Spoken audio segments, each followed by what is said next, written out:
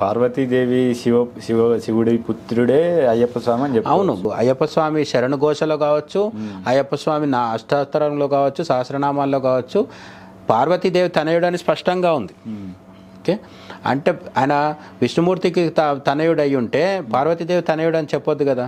విష్ణుమూర్తి స్వరూపంలో అక్కడ ఉన్నది అమ్మవారే కాబట్టి అమ్మవారికి కూడా ఆయన కొడుకు అవుతాడు. అయితే ఇదంతా జరిగింది కొన్ని కోట్ల సంవత్సరాల కిందట. మరి ఆ తర్వాత పందల రాజుకి దొరకడం అనేదేమో ఒక 1000 సంవత్సరాల కిందట. మన దేశంలోకి ఇస్లాం క్రిస్టియన్ మతాలు రావడానికి ఇంకొద్ది కాలం ముందు, అంటే అప్పటికి ఇంకా రాలేదు, అప్పుడు జరిగింది. ఇప్పుడు మనం 2024లో ఉన్నాం కదా, అంటే ఇప్పటి నుంచి దాదాపు ఒక 1000 లేదా 1200 సంవత్సరాల కిందట. మరి అప్పుడు పుట్టిన శాస్త్ర అప్పటి నుంచి ఈ రాజుకు దొరికేదాకా చిన్నపిల్లోడుగానే ఉన్నాడా అనేది సమస్య. ఈ కన్ఫ్యూజన్ ఎందుకు వస్తుంది అంటే మనం సినిమా చూసి అదే నిజం అనుకోవడం వల్ల. సినిమాలో ఏం చేస్తారంటే వివిధ సందర్భాల్లో అవతరించిన శాస్త్ర స్వరూపాలు అన్నిటిని తెచ్చి ఒక కథకే లింక్ చేసేయడం జరిగింది. సో క్షీరసాగరం సమయంలో మోహిని అవతారం ఎత్తడము, దాని గురించి నారదుడు చెప్పడము, శివుడు వెళ్ళి ఆ మోహిని దేవిని చూసినప్పుడు మోహం కలగడము, అప్పుడు శాస్త్ర పుట్టడం అనేది ఆ యుగంలో జరిగింది. తర్వాత కోట్లాది సంవత్సరాలు జరిగిపోయినాక ఈ కాలంలో పుట్టింది ఎవరు అంటే మణికంఠుడు. ఎందుకు మణికంఠుడు అంటున్నామంటే ఆయన మెడలో మణి వేసుకొని అడవిలో ఉండి ఏడుస్తూ ఉండడం వల్ల పందల రాజుకు దొరుకుతాడు. దొరికినప్పుడు ఆయన మెడలో మణి ఉంది కాబట్టి మణికంఠుడు అన్నారు. ఇదెందుకు జరిగింది అంటే కేరళలో ఒక రాజు ఇచ్చిన శాపం వల్ల మణికంఠుడిగా అవతరించాల్సి వచ్చింది. నువ్వు 12 ఏళ్ళు మానవ రూపంలో ఉండి మనుషులకు ఉండే అనేక సమస్యలన్నింటినీ కూడా ఎదుర్కొంటూ ఇక్కడ మనిషి రూపంలో భూమి మీద జీవించాలని ఆయన శపించాడు అన్నట్టు.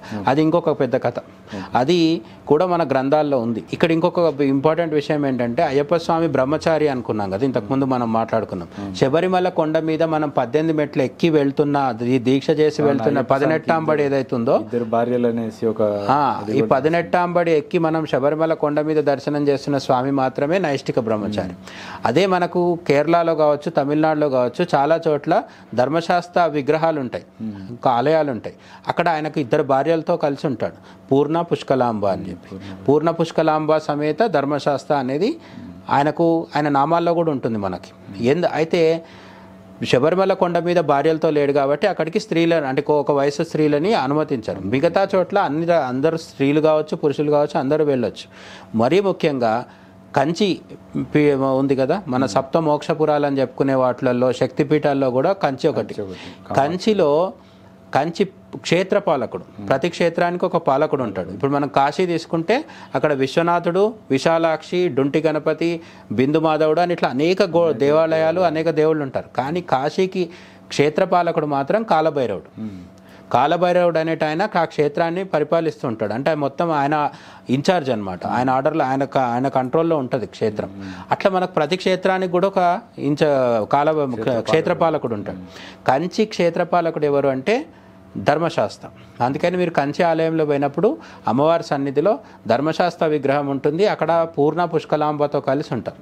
ఈ పూర్ణ పుష్కలాంబ అనే అమ్మవార్లు ఎవరైతే ఉన్నారో వాళ్ళు కూడా మనకు లలితోపాఖ్యానంలో, మరి లలితా సహస్రనామాల్లో కూడా ఈ పూర్ణ పుష్కల అనే పేర్లు మనం సహస్రనామాల్లో చూస్తే దొరుకుతాయి. అంటే వాళ్ళల్లో కూడా అమ్మవారి అంశం ఉంది కాబట్టి వాళ్ళు అయ్యప్ప స్వామి భార్యలు అవ్వగలిగినారు. అయితే ఇక్కడ భార్య భర్త అంటే అర్థం ఏంటంటే మానవ సంబంధాలలాగా చూడకూడదు అనమాట. ఇప్పుడు మనం ఒక దీపం వెలిగిస్తాం, వెలిగించిన తర్వాత అందులోంచి వెలుతురు వస్తుంది. ఇప్పుడు ఆ దీపము వెలుతురు వేరువేరా? దీపం ఉంటుంది, వెలుతురు ఉండకుండా ఉంటుందా? అంటే రూమ్లో దీపం వెలుగుతుంది కానీ వెలుతురు ఉండొద్దు అంటే సాధ్యమా? అట్లనే సూర్యుడు ఉదయిస్తాడు, సూర్యుడు ఉదయించిన తర్వాత వెలుతురు వచ్చేస్తుంది. వెలుతురు రాకుండా సూర్యుడు మాత్రం రావాలంటే కుదురుతుందా? కుదరదు. ఆ విధంగా సూర్యుడు సూర్యరశ్మి, చంద్రుడు వెన్నెల, ఇవి జలం యొక్క తడిపే శక్తి, గాలి యొక్క శోషింపచేసే శక్తి. ఈ విధంగా దేనికైనా సరే ఒక శక్తి ఏదైతే ఉంటుందో అది సహజంగా దాంతో కలిసి ఉంటుంది. అట్లా ఎవరైతే కలిసి ఉంటారో వాళ్ళనే శక్తి అంటారు. ఇప్పుడు బ్రహ్మ యొక్క శక్తి సరస్వతీదేవి అంటే సరస్వతీదేవి ఎవరు? జ్ఞానానికి స్వరూపం, జ్ఞానానికి ప్రతీక. బ్రహ్మ యొక్క జ్ఞానమే సరస్వతీదేవి, శివుడి యొక్క శక్తి పార్వతీదేవి, విష్ణువు యొక్క సంపద, విష్ణువు యొక్క ఐశ్వర్యము, అవి మొత్తానికి సంకేతం ఎవరు? లక్ష్మీదేవి. అట్లా ధర్మశాస్త్ర అంటే ధర్మాన్ని రక్షించేవాడు. కాబట్టి ధర్మాన్ని రక్షించే క్రమంలో ఆయన మనకు అనుగ్రహించేది ఏంటంటే పూర్ణము పుష్కలం అన్నమాట. ఈ రెండింటిని మనం అట్లా అర్థం చేసుకోవాలి. భార్యలు అంటే ఇప్పుడు హనుమంతుడికి కూడా భార్య ఉంటుంది అని చెప్తారు అనమాట కొన్నిసార్లు. దీని మీద పెద్ద చర్చ జరుగుతుంటుంది. కొంతమంది కాదని అంటారు, కొంతమంది అవును. నిజానికి అక్కడ ఏమంటారు, హనుమంతుడి భార్య పేరు సువర్చల అని చెప్పి. సువర్చల అంటే బాగా తేజస్సు ఉన్న ఆమె ఇది అని. హనుమంతుడి యొక్క తేజస్సునే మనము ఆయన భార్యగా పేర్కొంటున్నాం అనమాట. అట్లా ఇక్కడ పూర్ణము పుష్కలము అనే ఇవేవైతే క్వాలిటీస్ ఏవైతే ఉన్నాయి, అయ్యప్ప స్వామిని పూజించిన వాళ్ళకి పూర్ణమైన జ్ఞానం కలుగుతుంది. పూర్ణం అంటే ఏంటి? కంప్లీట్ జ్ఞానాన్ని ప్రసాదించే గురుస్వరూపం అయ్యప్ప స్వామి. పుష్కల అంటే సమృద్ధి. మనం ఏది కోరుకున్నా సరే సమృద్ధిగా ఇస్తాడు అనమాట.